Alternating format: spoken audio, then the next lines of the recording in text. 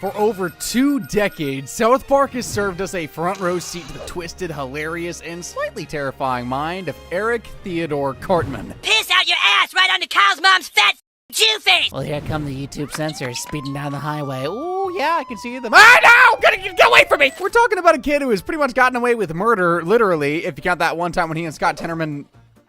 You know what, never mind, let's skip that part.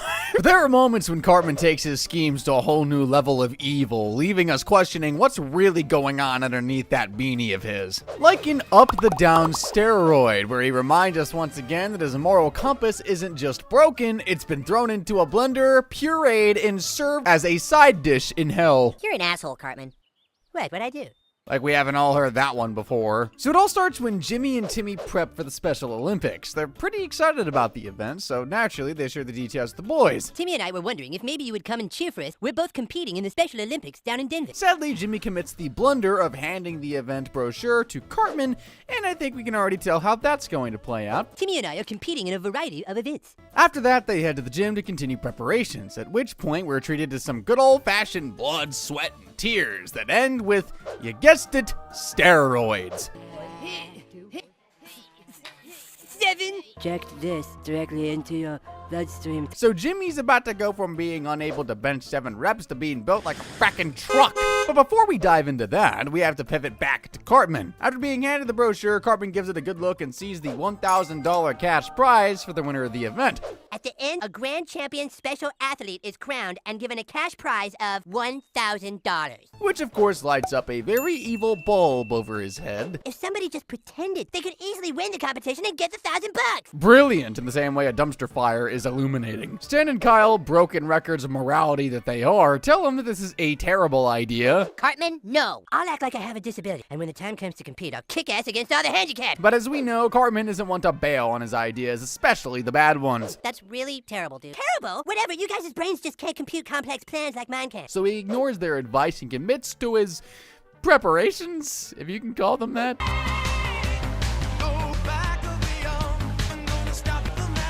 Yeah, that is indeed a handicap walk analysis. Basically what you'd expect from someone prepping for an Oscar in the worst human ever category. He reads books on how to act special, sits on the short bus taking notes, and even gives himself a janky haircut to squeeze into his deformed bike helmet. But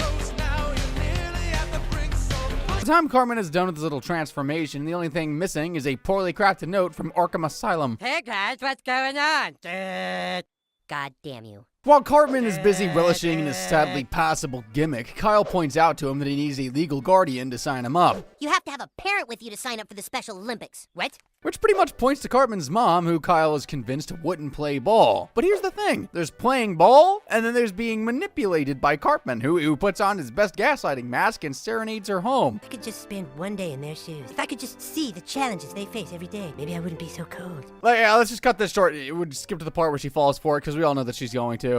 All right, sweetie, I'll take you tomorrow. And so it falls to Kyle once again to try and speak some sense into Cartman, only his attempt was the equivalent of a drunk with a loaded shotgun. It's just a sad sight to watch. This time, I think you really need to reconsider. I believe you will go to hell. Talk about shooting yourself in the foot. Of course, we get to Cartman bringing up the Passion of Christ and all the Jews going to, you know where. Hell is reserved for the Jews and all those who don't accept Christ. That being the case, it is actually me who is worried about your soul. Came here to talk about you. Yes, and instead you had a breakthrough yourself. This is really the beginning of a whole new chapter of your life, Kyle. While the two of them are busy debating the fine details of Satan's abode, there's a storm brewing elsewhere. You seem different. You're not the boy I fell in love with last week during free period. I'm leaving you. You see, back in Steroidville, Population 1, Jimmy's transformation has gone from normal gym rat to full-on Hulk Hogan, which of course comes with a bit of roid rage now and then. Stay away from me, you stupid... I mean, is it even an authentic roid rage if Samuel Barber's Adagio for strings isn't playing in the background? So back to Cartman, because of course it always comes back to Cartman. Yeah! Yeah! Hello there. I would like to sign my son up, please. Yeah! Fast forward to the event, and he struts in like he's about to dominate. Take your mark! Yeah! Yeah! Only surprise, surprise, there's a huge difference between being handicapped and being a walking jello tank. And so, once the gunshot sounds, it's pretty obvious where Cartman's going to end up. What the hell?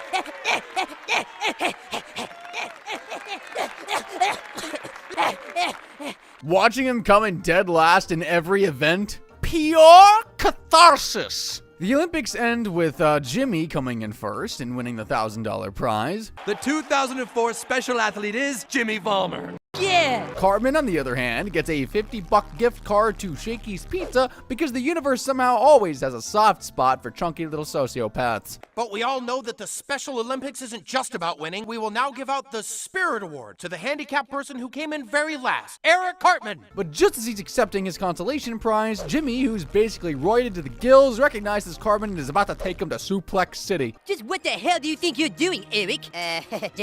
Faked being handicapped to win? I should kick your ass right here, you lousy no-good cheater! At which point, Timmy pulls up to point out Jimmy's obvious hypocrisy because, again, the universe really has a soft spot for our plus-sized miscreant. Timmy! What? Timmy. Oh my god, you're right, Timmy. The episode ends with Jimmy giving a heartfelt speech about how cheating is very wrong. The crowd eats it up, Jimmy's redeemed, and Cartman, well, he shamelessly spins the entire fiasco as a master plan to teach Jimmy about the dangers of steroids, because no matter how low you think Cartman has sunk, he's always got a shovel. I guess now you see what I was up to all along. I dressed up like a handicapped person and lost the Special Olympics on purpose so that Jimmy could learn his lesson about steroids. A shovel he used to dig himself into quite the hole in Season 7, Episode 11, Casa Bonita. You're not going to find it. Not until after Saturday when I finally go to Casa Bonita. So Kyle arrives at Stan's house to announce that for his birthday, his mom is taking him and 3 friends to Casa Bonita. It's pretty much the Disneyland of Mexican restaurants, so naturally Kyle's birthday is now Cartman's. Wow, Casa Bonita! Woo-woo! However, just as Cartman's doing the salsa, Kyle pretty much stops him dead in his tracks. Who said I'm inviting you?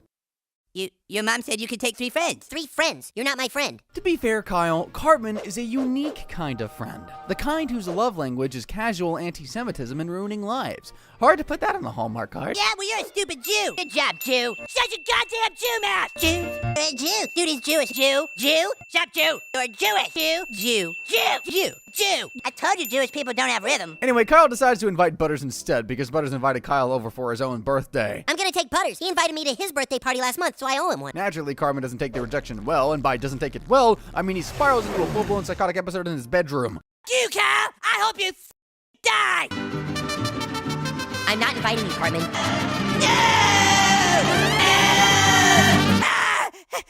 After one too many hallucinations about Casa Bonita, Cartman decides to go and try to be nice to Kyle to change his mind. Emphasis on try, because, I mean, just look. Take that, Timmy! Don't you ever talk bad about Kyle again! And if you say you had with his mom one more time, I'm gonna really let you have it! You really think that beating up a handicapped kid is being nice?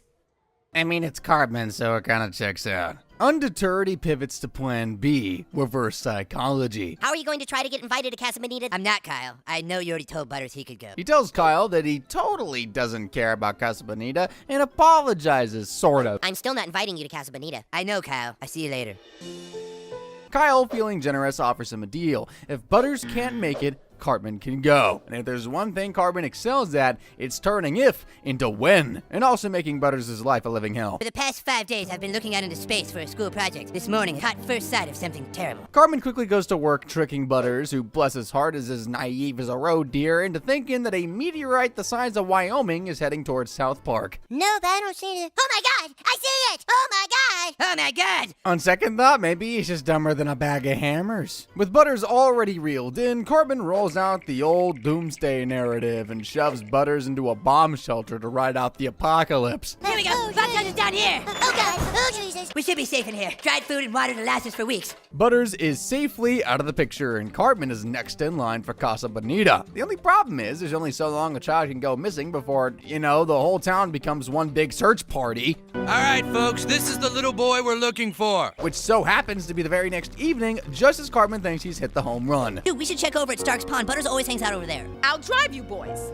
Oh, god damn it! With his plans crumbling all around him, Cartman dashes to where he stashed Butters for some more doomsday world building, complete with a societal collapse, radioactive cannibals, and a mission to quote-unquote rebuild society. There was mass confusion. People were crawling all over each other in the streets. It was awful. Millions were evaporated instantly. The rest of us walking around in a cloud of toxic radiation. By the time the search effort extends to bomb shelters, because apparently no one bothered to look down all those large metal hatches where a kid could, fall in, Cartman is forced to lead Butters out of the shelter and into a garage where he chucks him into, and I kid you not, a broken fridge. Don't open this door for anybody, Butters. Stay inside for 4 days. Eric, you're the best friend in the whole world. Honestly, you gotta admire the dedication. From this point on, it looks as if Cartman is finally home and dry. He's on his way to Casa Bonita, and Butters is tucked away safely, but the universe loves a good plot twist, so the fridge ends up being hauled off to a dump.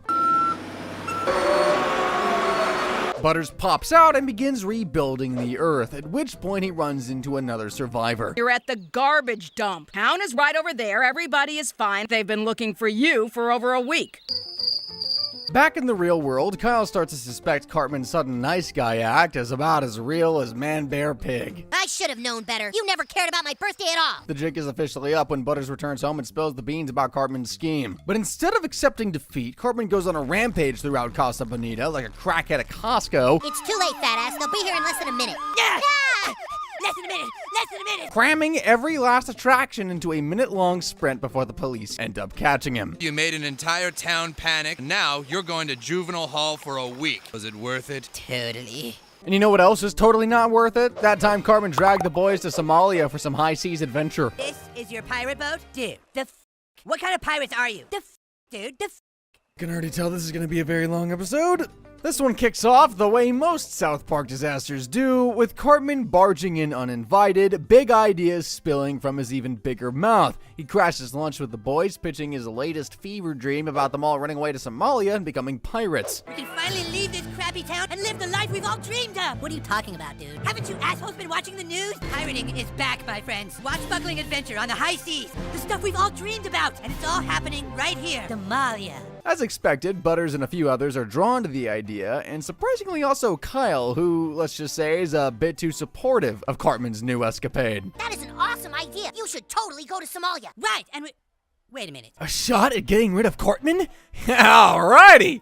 That's not gonna work. Cartman almost starts to piece the obvious danger puzzle together, at which point Kyle pulls one from Cartman's own playbook. And why don't you want to go? Cause, dude, I'm Jewish, and Jews can't be pirates. So Cartman takes the bait and begins setting up a pirate recruitment drive. And now for a special announcement. Avast there, mateys! Do you have a thirst for adventure on the high seas of life? Then join Captain Cartman's perfect pirate club. Arg! By the time he's done making his rounds, his motley crew consists of Butters, no surprise there, Congratulations on leaving your meaningless lives to become pirates. Kevin, Clyde, and Gordon, though Gordon gets yeeted almost instantly because, well, Cartman hates gingers. And to round out the crew, because Kyle just had to tempt fate, his junior brother Ike comes aboard the adventure. The five of them make it to the airport, and like clockwork, they start sweating bullets, at which point Cartman rallies the troops with some grade A manipulation. Do you really want to just go back to school where people just make fun of you? You mean you? Yes! Do you really want to go back to that? No, I'm sick of it. The boys jet off to Somalia, no thanks to the brainless airport officials who somehow cleared 5 frackin' children to travel alone. We be heading to Somalia,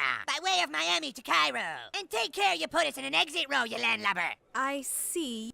So off to Somalia they go, only to step off the plane and find, well, not the tropical paradise Cartman promised. This is Somalia? Where's all the waterfalls and shipwreck lagoons? You might want to consult a geography textbook next time, but then again, Americans. Dab me up!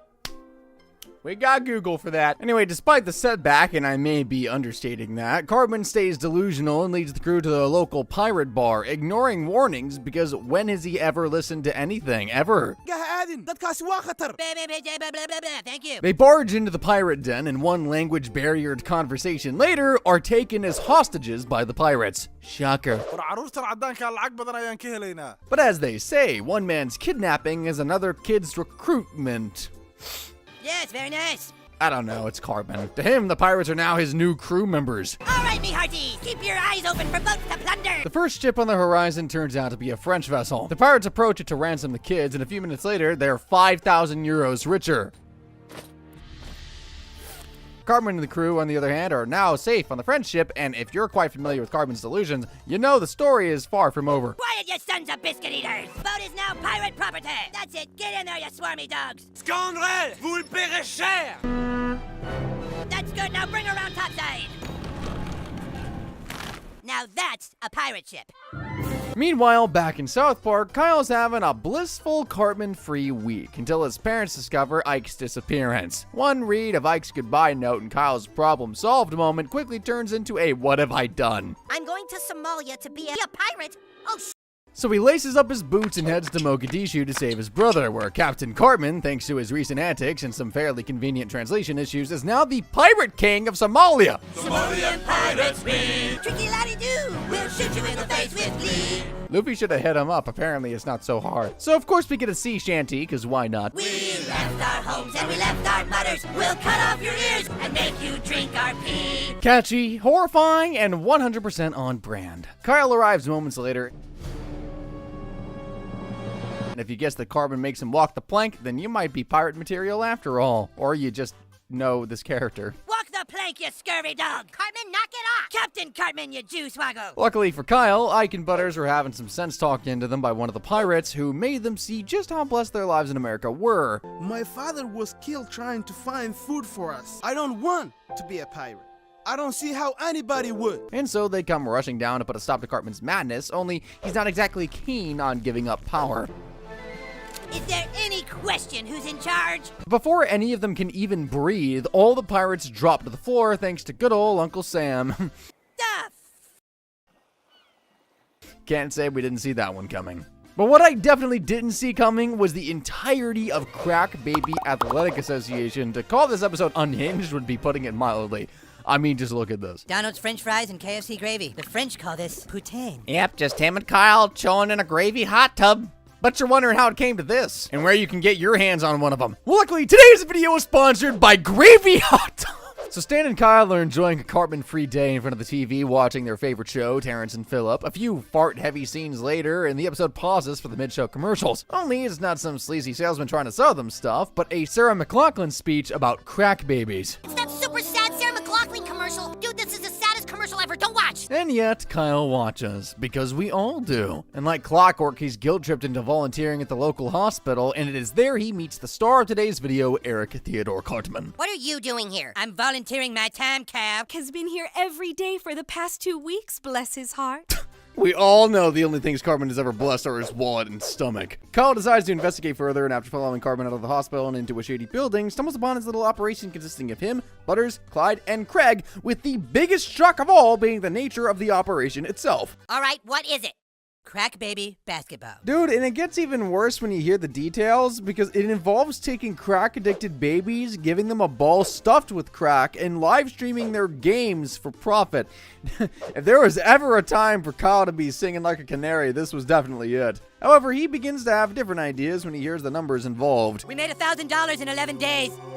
You what? After all the depraved, insane ideas this fricker has had, this is the one you choose to co-sign, Kyle? But hey, who can say no to some sweet, sweet pocket money? Certainly not them. We get a Wall Street-esque montage with the loud music, endless bacon, and Cartman trying to sell Kyle the idea. Started with 2 crack babies and a camera. We've built up to 1,000 hits a day. His pitch works. Kyle becomes the company's accountant because we all have to live one stereotype, right? Somebody's got to eat all that bacon, Cal. Might as well be us. Welcome to the fam. And so, for the first time in, well, forever, all the pieces of Cartman's scheme has fallen into place, along with all the people around him. Except for Stan, of course, who pretty much just leaves them all to whatever madness they're up to. And normally, that's well and fine for Cartman. But not for Kyle, who, let's just say, cares very much for what Stan thinks. We're not the ones that made them crack babies. That's their mom's goddamn fault. I'm sure that's what Cartman would say, too. I do not sound like Cartman, goddammit! And that, my friends, is why you do not stare into the abyss for too long. After several failed attempts at reconciling the obvious moral vacuum in their operation, Kyle begins to pitch several ideas on how to fix that, including using some of the profits to build an orphanage for the crack babies. How considerate. I've designed it to be the best place for them to live. A place where they can have hair and happiness. And if you think it's a bad idea, I really don't care. And to his own surprise, Cartman agrees, because where Kyle sees goodwill, Cartman sees PR and a whole factory for crack babies. But their entire plan, including the orphanage, still rests on them bagging the EA deal. The deal with EA Sports goes through, but in true corporate fashion, they completely screw over the kids. We were gonna build an orphanage, so the crack babies have somewhere to go. Well, welcome, and you too. I piss in your faces. And just like that, the Crack Baby Association is dead in the water. But then, in a bizarre twist, the orphanage actually gets built thanks to Slash of Guns N' Roses. No way. Very long story, so let's just leave it at that, but at least we learned one thing here. Cartman's schemes may be evil, but at least they're never dull. Still riding the wave of child exploitation, we gear up for what might actually be Cartman's most depraved venture to date. You're gonna love these fetuses, Larry. They're top notch. Believe me, that's even worse with the context. In Kenny Dies, Cartman's twisted climb to financial freedom starts with an overturned truck carrying stem cells harvested from unwanted fetuses. This is to go to Alder's labs for stem cell research? Not exactly what you hear every day, I know. So he stumbles upon this biological gold mine, and his first thought, of course, is to stash it away in his backyard. Naturally, he invites the boys over, hyping it up like he's about to announce the next tech startup. Guess what I have sitting in my backyard? Better. A boat? Better. A trampoline? Better. Well, what, Cartman? 33 aborted fetuses. But when he unveils his stash of fetuses and pitches his plan to flip them for profit, you can literally hear the tumbleweeds rolling around. Oh look, I think there's one now. Now, keep in mind that at this point, they've pretty much seen it all with Cartman, but with the bar now seemingly finding new circles of hell, the boys as expected pretty much bail. I don't need you assholes. I can sell these fetuses all on my own. With the potential cure for cancer in his grubby little hands, Cartman goes to work cold calling research centers like he's pitching used cars. I'm currently in possession of some aborted fetuses. I'm looking to unload. How much do you pay? Come on, I got a guy in Cleveland who's gonna give me $80 a pound right now. He actually lands a buyer because of course he does. All right, we got a deal. Damn, I'm good. But just as he's about to cash in, he's blindsided by a new law banning stem cell research. Oh, well, I'm sorry, but we can't buy those from you now. What? We made a deal, Gary. I brought them all the way down here, I-80. Congress 1, Cartman 0. Meanwhile, Stan and Kenny are at school like, regular kids, at which point they're pulled into the principal's office, like regular kids. Stan and Kyle, principal needs to see you in her office. Principal, oh, come on. And naturally, they imagine it has to do with Cartman's latest escapade, but instead, they're just hit with devastating news. Your little friend Kenny went to the hospital last night. He's pretty sick. Yeah, this bombshell kicks off a roller coaster of grief for Stan and Kyle as they head over to Cartman's house to fill him in. Cartman, meanwhile, now has a whole bunch of unsold merchandise, shall we call them that. God damn it!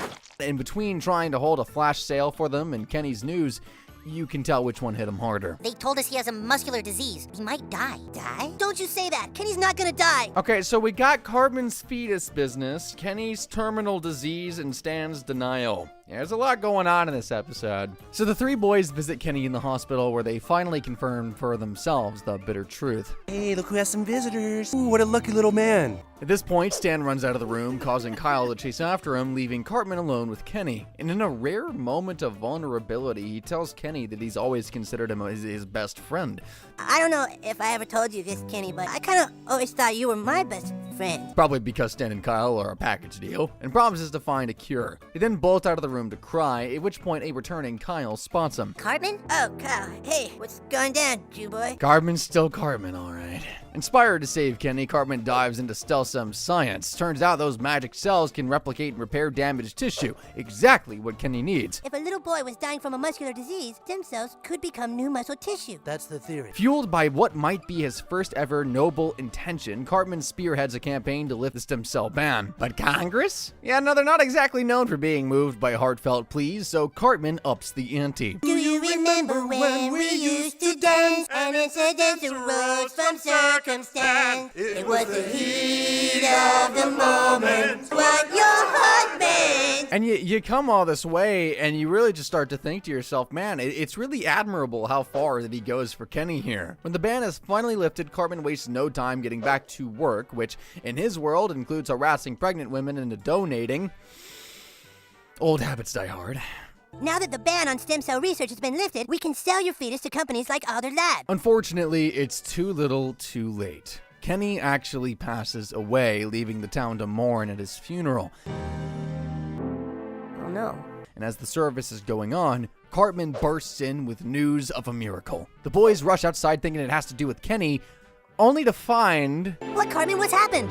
I put the stem cells from all the fetuses I had next to Shakey's, replicating a new Shakey's. So all that running around and rallying for Kenny was all for his very own pizza place. Evil? Certainly. Cartman? Definitely. And if you thought his profiting off of Kenny's death was a one-time thing, then I raise you none other than best friends forever. We'll see about this, you freaking resident Jew. I'm gonna get that feeding tube removed if I have to go all the way to the Supreme Court. Translation, it's time for Kenny to go. So the saga begins with Cartman kicking down his mom's door at the crack of dawn. Why? The PSP is dropping and Cartman needs to get it first for bragging rights. Sony PSP game machine goes on sale at 7 a.m. today. I have to be the first to get one. After dragging his half-conscious mom to Luav's toys, he's greeted by the worst case scenario. What the hell? See, that's why I switched to PC. So Cartman spots Kenny in front, and like a good friend or a leech, he wiggles his way to Kenny's side, hoping to cut in line. I just sort of game. And if you have any experience lining up like that, you know it lasted about 2 seconds before he was booted to the back of the line. Hey, Paul, what do you think you're doing? There's no saving places. Get to the back or we'll beat your face in. And as if Cartman's day couldn't get any worse, the PSPs sell out before his turn. Kenny, on the other hand, has one, along with a game called Heaven vs. Hell, which is somehow addictive enough to make Kenny ignore 2 very large distractions walking by. Let's go! Gamers! But of course, there's only so long you can go without paying attention to your surroundings, and just as Kenny is mid-emote celebrating reaching level 60, the Ice Cream Man comes out to play. Woohoo! I did it! Level 4, sweet! So Kenny dies again, and he's whisked off to heaven, where, check this out, God is a gamer himself and was behind the whole PSP thing. To determine who on Earth had the best skills to defeat the armies of Satan. The Sony PSP was built by God. And as it turns out, heaven needed a new head gamer to lead their army against hell, and Kenny's been handpicked for the job. So of course he had to be run over by a truck, because how else is a boy supposed to die painlessly? Sarcasm, by the way. Back in the land of the living, Stan, Kyle, and a green with envy Cartman are summoned to Kenny's attorney's office, where Kenny's death is announced. Cue the collective indifference, because again, this isn't Kenny's first rodeo with death. Only this time he's left them with a little something. In the highly likely event of my death, I wish to leave all my belongings to my good friends Stan and Kyle. As for Cartman, well, he finally gets what he's been envious about throughout the whole episode, that being Kenny's new PSP. Oh yeah! Oh yeah, baby! Out of pity, I might add. Of course, he becomes the most animated person in the room, but just before his devious sausage fingers can get a hold of the PSP, someone comes in with a special announcement. He's alive! Kenny McCormick! He's alive at the hospital! Oh my god! Yeah. Cartman joins Stan and Kyle at the hospital where they discover that Kenny is in a vegetative state. Kenny's father is conflicted over whether Kenny would prefer to remain hooked to the machine or not, and since the will from earlier is missing the last page that outlines all that, I don't know if it's right to keep Kenny alive on that machine. no one can say for sure what Kenny would want, except for Cartman, of course. Oh, I just remembered. Kenny told me this one time that he wouldn't want to be kept alive by a feeding tube. Yet no one's buying that. Least of all Stan and Kyle, who push back against Cartman's lies. And so he decides to move on to phase 2 of his plan. He digs up a totally legitimate BFF medallion, claiming it makes him Kenny's ultimate decision maker. Kenny and I have been BFF since first grade. Here, look. Kenny has the other half of this BFF necklace. I believe you all know what that means. And since this is the same Supreme Court that gave the green light to nuke Imagination Land, Cartman got his victory. Feeding tube out. PSP back in his grubby little hands, all in a day's work. Afraid I've been given a court order to remove Kenny's feeding tube. Meanwhile, the rest of the town, Stan, Kyle, Kenny's parents, and a hodgepodge of protesters are busy waging a full-on media war to save Kenny, and at the same time, Don't kill Kenny! You bastard! Don't kill Kenny! You bastard! Cartman's rallying his own army. Not of angels, but of best friends forever truthers. We all have BFFs. BFF is the highest legal authority. That's right. Respect our authority. The chaos climaxes the live TV showdown at Kenny's bedside, but just as the crowd's about to riot, Kenny's lawyer shows up with the missing page of his will. If I should ever be in a vegetative state, please don't ever show me in that condition on national television. Yep. Alrighty. Awkward silence ensues, and for the first time in the episode, everyone, even Cartman, just freaking backs off. Kenny finally dies again, heads back to heaven, and saves the day. Cartman gets his PSP, Stan and Kyle are scarred for life, and the world just keeps on spinning. Now, not all of Kyle's evil schemes revolve around material possessions, as we see in Season 8, Episode 3, The Passion of the Jew. I think it's better we don't translate that one, but let's just say it doesn't bode too well for Kyle here. So it's another day in South Park, and the boys are doing what boys do, role-playing in Cartman's mom's shiny new minivan.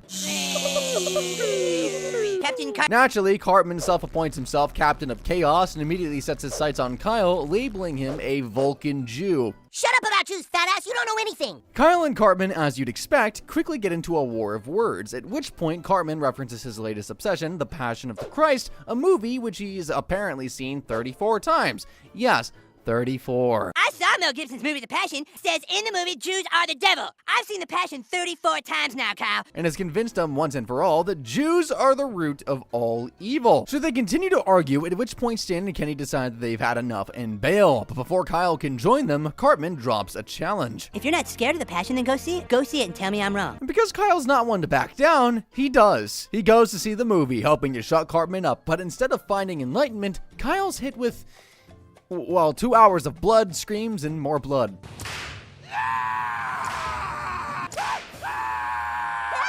Kyle leaves the theater a broken shell of himself, questioning his entire existence. How? How could the Jews do that to Jesus? In the most un-Kyle-like thing imaginable, he shows up at Cartman's house and utters the 3 words no one should ever say to Eric Cartman. You were right. Cartman, now drunk off of validation, cranks his God complex up to 11. He prays to a photo of Mel Gibson, dons a Nazi uniform, and rallies a group of equally clueless Passion fans in his backyard. And by clueless, I mean these people think Cartman's broken German is Aramaic from the movie. Wir müssen die Juden ausrotten! What does that mean, dear? Oh, I think it's Aramaic. You know, like in the movie. Meanwhile, Kyle's guilt spirals out of control. He's haunted by nightmares of crucifying Jesus. So he seeks advice from Father Maxey, who suggests atonement. And what does Kyle do with this advice? Well, he proposes the Jewish community apologize for killing Jesus. The Jewish community needs to apologize for the death of Jesus. What? Back in Cartman's corner with his little army, they march down to the local synagogue right as the Jewish community is in mid-meltdown, essentially.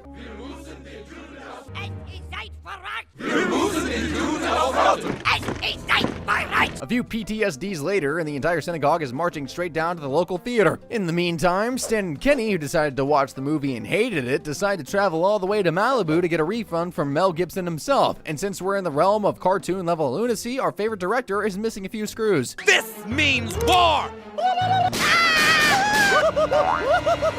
I don't have a comment for this one. Back in South Park, Cartman's parade of delusion collides headfirst with the Jewish community's counter-march. It's a mess of bad translations, misplaced morality, and awkward showdowns. That's right! How dare you! Just when things are about to boil over, Stan and Kenny burst onto the scene with Mel Gibson literally chasing them all the way back to town. And since Gibson clearly belongs in a straitjacket here, he ends up driving like he's already in one, crashing his gas truck into the theater. Honestly, at this point, just throw in Optimus Prime and call it a day. He is Jewish, after all. Optimus Prime? He's Jewish?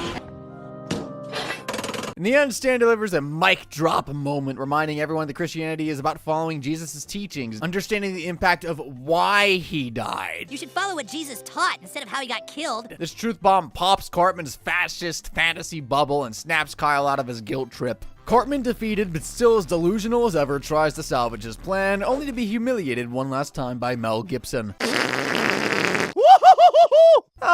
Don't you just love a happy ending? So move on from one hate-filled crusade to another hate-filled crusade, brought to you once again by Eric Theodore Cartman. And now he's a ginger. So Cartman's transformation in Ginger Kids kicks off with them standing in front of the class, giving what he thinks is a groundbreaking TED Talk. My speech is entitled Ginger Kids, children with red hair, light skin, and freckles. Only instead of inspiring innovation, he's busy spewing some of the most unhinged nonsense South Park Elementary has ever heard. This disease is called gingivitis, and it occurs because ginger kids have no souls. So Ginger Kids, according to Cartman, are creepy, soulless creatures cursed with a disease, and just to really sell it, he throws in comparisons to vampires complete with visuals that make a flat earther blush. And surprise, surprise, the whole classroom buys it, except for Kyle, of course. That's not true, fat ass. I have red hair, and I don't have to avoid the sun. I was getting to that, if you'll let me. And by that he means making Kyle the face of daywalkers. So it's left to Kyle to once again wrestle the school from Cartman's maniacal grip, and so he promises to come to school the next day with a complete counter presentation, and it turns out to be a solid effort. A child's red hair is not determined by the lack of a soul, but by the melanins which control the pigment in all of our skin. But let's just say that Cartman at this point had the whole class in a chokehold. Ginger kids are evil. Do you know who was Ginger? Judas. And what did Judas do? Oh, he just got Jesus killed, that's all. I mean, with a delivery like that, you might as well just start sharpening the pitchforks. And so it doesn't take long for the school to go all apartheid as Token, Craig, and the gang start shoving a ginger kid into the hallway to eat his lunch alone. Can't eat in the cafeteria. How come? Ginger kids eat in the hallway. Seeing how Cartman's speech has now become the gospel truth, Kyle decides to go on an obscure route to teach him a lesson. That night, the boys break into Cartman's house, knock him out cold. Dude, okay, he's out. Kyle, that's good. And yeah, maybe a bit too overzealous there, but once he's out, they give him the makeover of his nightmares. When he wakes up the next morning, it's Ginger Cartman staring back at him in the mirror. Red hair, pale skin, freckles, the whole cursed package. So I'm gonna stay like this forever? I'm sorry, son. For a moment, you think, maybe this'll humble him, as the kids at school all begin to shun him. You're not supposed to be in the cafeteria. You know the rule. No ginger kids in the cafeteria. At which point, Cartman's brain does what it does best, pivots from victim to villain. He decides that if society hates gingers, the problem isn't him, it's society. And what do you do in the face of such oppression? Well, you start a ginger separatist movement. A rapidly growing organization called the Ginger Separatist Movement is furious that the lead role of Annie is being played by a girl who isn't actually red-haired and freckled. And they make the local news. By the way, their concern is pretty valid. Only they decide to go about making their voices heard the Cartman way by jumping the girl in question.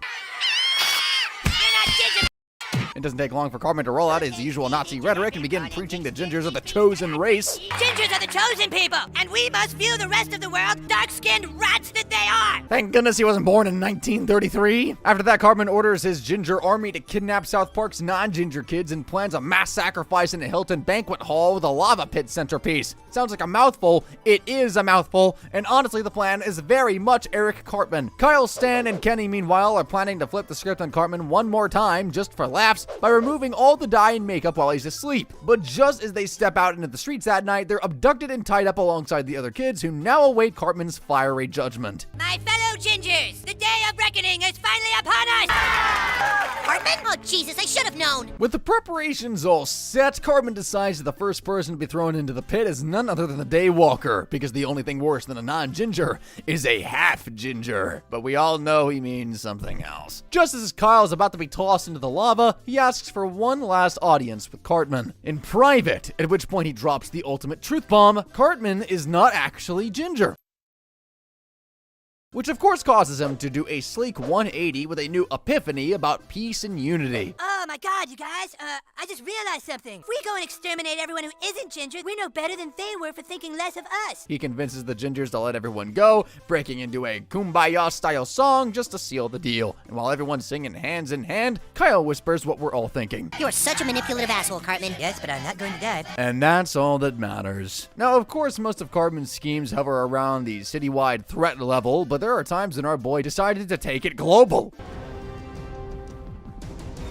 If you team up with the most evil thing in the universe, then clearly you are the bad guy. No, because it's for the greater good, like when Superman teamed up with Lex Luthor. In Coon vs. Coon and Friends, Cartman takes his brand of chaotic evil to the next level by teaming up with the literal cosmic horror Cthulhu to reshape the world in his own twisted image. It all kicks off with Coon and Friends hanging out in their super secret base, also known as Cartman's Garage. Dude, I'm sorry, but we still aren't getting it. Half man and half berry? Right! This superhero squad includes almost every kid from South Park Elementary, minus Cartman, who got kicked out for being too much of a dictator. So, what's going on? Go away, Cartman. We kicked you out of Coon and Friends, remember? I mean, from the name of the group, you could have already guessed that. So naturally, the Coon decides to exact revenge, and what's a petty, power-hungry, raccoon-suited maniac to do? Join forces with the group's ultimate nemesis, Cthulhu. The Coon teamed up with Cthulhu. Even Cthulhu knows what evil assholes Kyle and Stan and those guys are. Uncaring, phasing. So he pulls up on the group during their meeting and convinces them to step outside so they can see a double rainbow. Basically, nature's equivalent of a clickbait thumbnail. But when the gang steps out, they're faced with Cthulhu itself.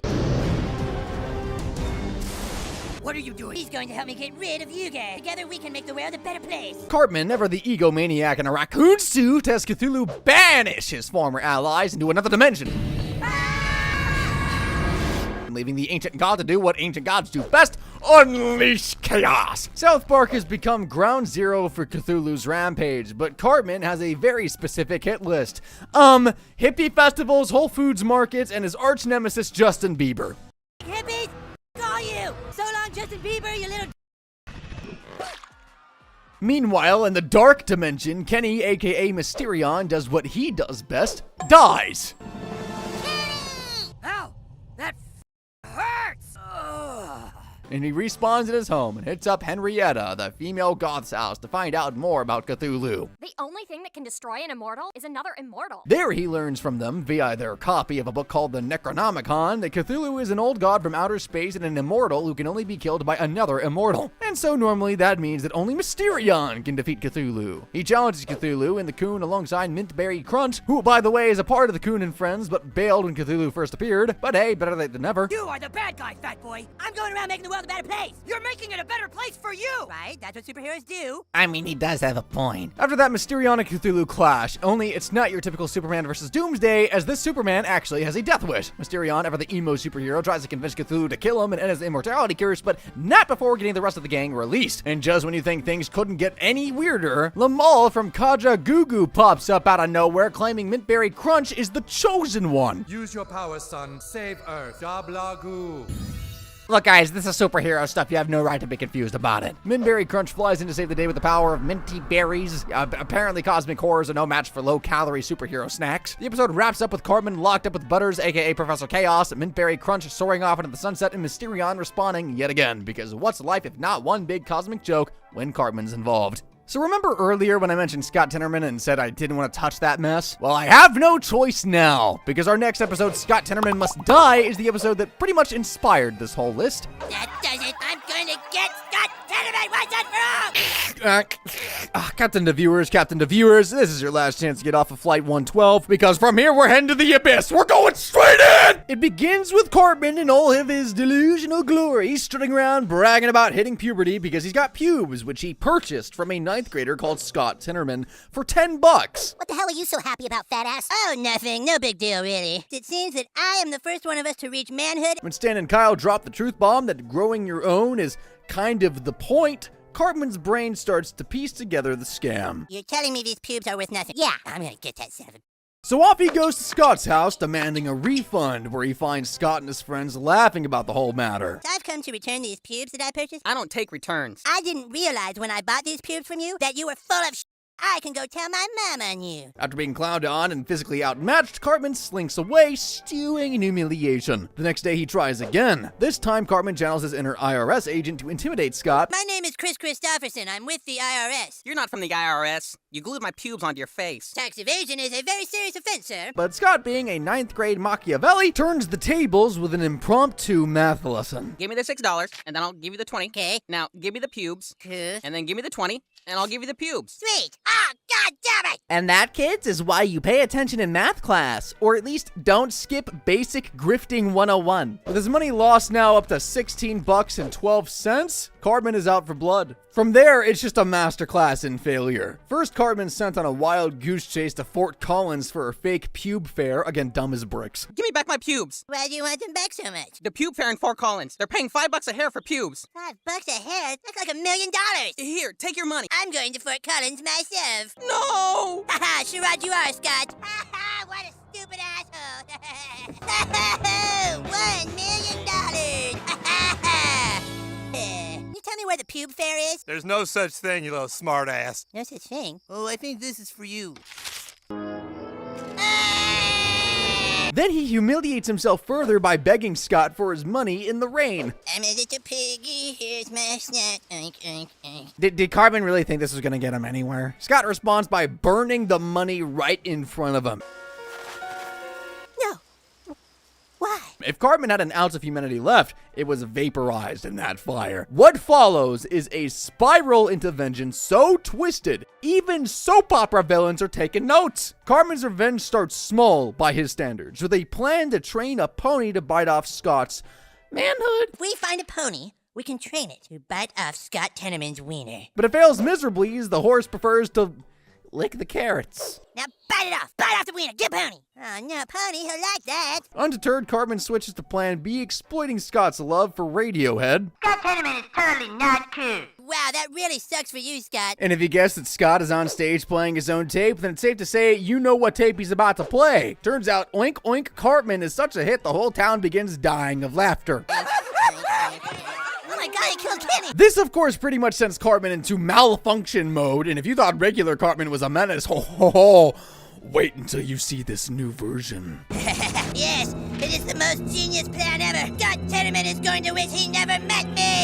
And now we dance with the devil. With Radiohead supposedly coming to town because Scott has cancer in his ass. Scott is 15, and I'm afraid he has cancer in his ass. The stage is set for the ultimate showdown. Cartman pulls together a chili cook-off, naming Scott as the guest of honor. Hey. Hello, Scott. I was just stopping by to invite you to my ChiliCon Carnival. Naturally, Scott's not showing up empty-handed. He's cooking up his own master stroke, literally. His plan? Lace Cartman's chili with the pubic hair from every kid in town. Because clearly, Scott has a unique fixation on pubes. You bring the goods? There's pubes from just about every kid in town in here. But before the big day, Stan and Kyle, staunch members of the Anti-Cartman League, drop a dime to Scott. They warn him of Cartman's latest harebrained scheme to train a pony to chow down on his tender bits.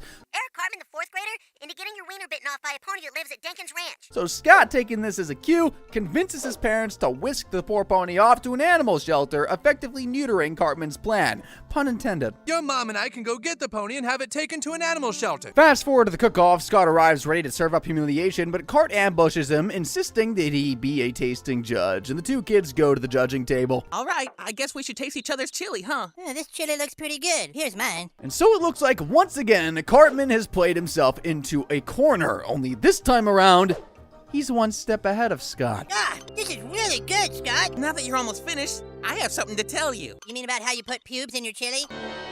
What?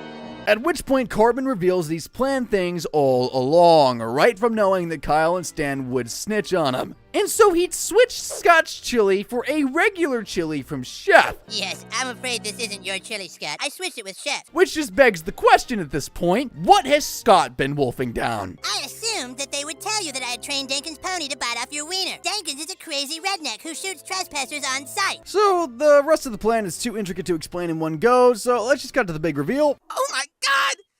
Oh my god! I made you eat your parents. Nya, nya, nya, nya, nya, nya. Cartman had Scott Tenorman's family killed, made into chili, only for him to eat it over $16.